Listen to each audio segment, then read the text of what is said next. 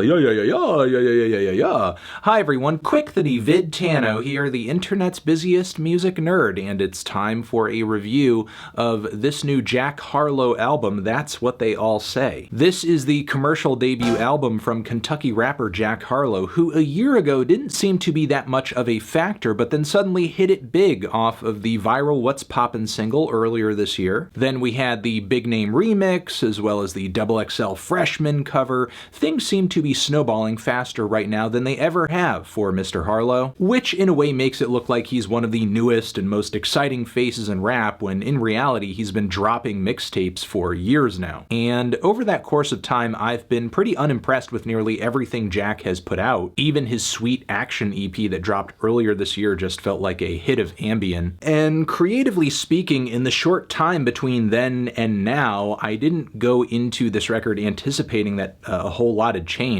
But maybe with a few huge hits under his belt and more attention on him than ever, Jack will respond to the pressure with a burst of bold creativity. Or at least that was my hope. But in reality, That's What They All Say sounds like a slightly more expensive version of the projects that he's been dropping to this point. We have the same forgettable choruses, bland pen game, and smooth, unenthusiastic delivery. The features are certainly bigger, and the beat budget sounds bigger as well, but on this project, has Jack's delivery, lyricism, or songwriting ability shown any grand improvements? Not really. To get a better sense of Jack's ethos going into this project, I think nothing is more telling than the album trailer for it, which essentially is just Jack narrating over visuals of himself recording, being with friends and collaborators, just chilling on his phone. He talks about the handful of things that are essentially driving him at this point, the need to tell his story,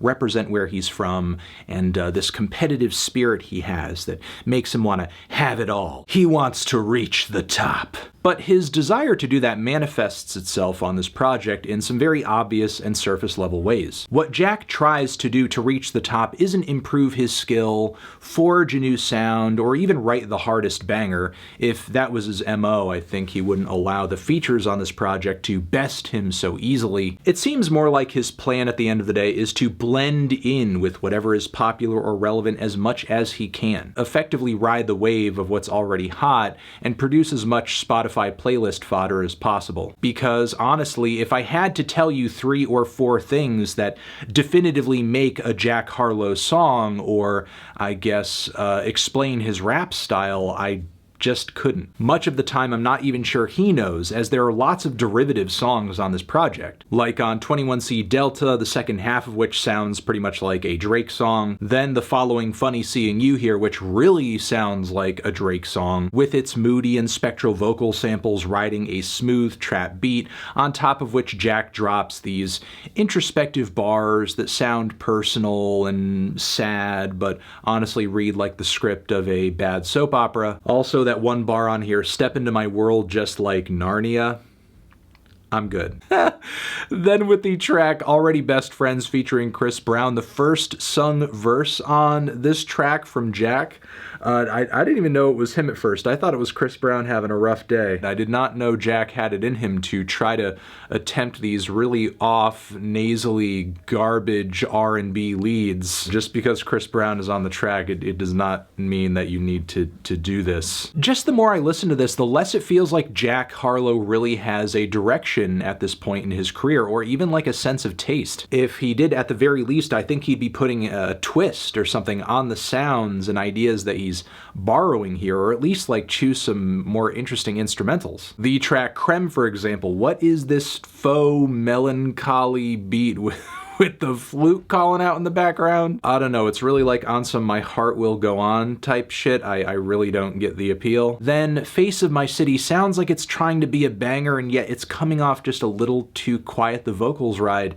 really high on the beat. Whatever the synths are in the background that are playing out the chords and tones of the instrumental, they're way too faint, so much to the point where they're barely even there. Might as well have not even been recorded. The beat on Route 66 is pretty much like wavy trap 101, super basic, not special. Even the Harry Fraud beat on Keep It Light is sort of underwhelming. I do love the soul samples laced throughout the production here, but the drums really fall flat. I think one of the most standout instrumentals instrumentals on the entire thing was most likely Same Guy, which has this stellar funk, trap, gospel blend, amazing bass work, and then the gospel choir at the end of the track sings the producer tag, which is maybe one of the funniest moments of 2020 musically for me. Moving on from here, we have the very confusing Love Isdro, which is an awfully produced version, or I guess revision, of the Static Major song of the same title. Jack doesn't even really do much with this track other than create, I guess, what you could say is maybe what would have happened if he could go back in time and force himself onto the track as just like a really mediocre feature. Like, I just don't get why you would borrow so heavily from this track from an absolute legend if you weren't going to do something significant with it. I mean, as much as I was underwhelmed by the singles going into this thing, I gotta say, I think Tyler, HERRO, and What's Poppin' are by far the best tracks this thing has to offer. The flows are the tightest, the beats are the snappiest, and I guess at the very least, the lines stick with me for a little bit, even if it's occasionally for the wrong reasons. Now I'm in a box like a Kellogg's toy.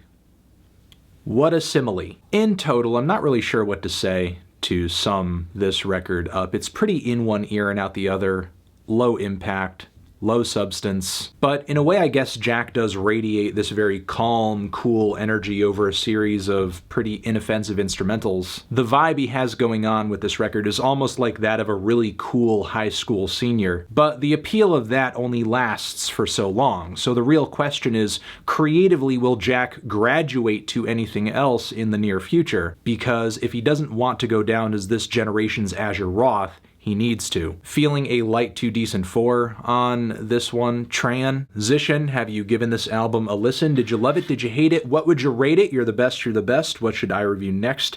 Hit the like if you like, please subscribe, and please don't cry. Hit the bell as well. Over here next to my head is another video for you to check out. Hit that up or the link to subscribe to the channel. Anthony Fantano, Jack Harlow, forever.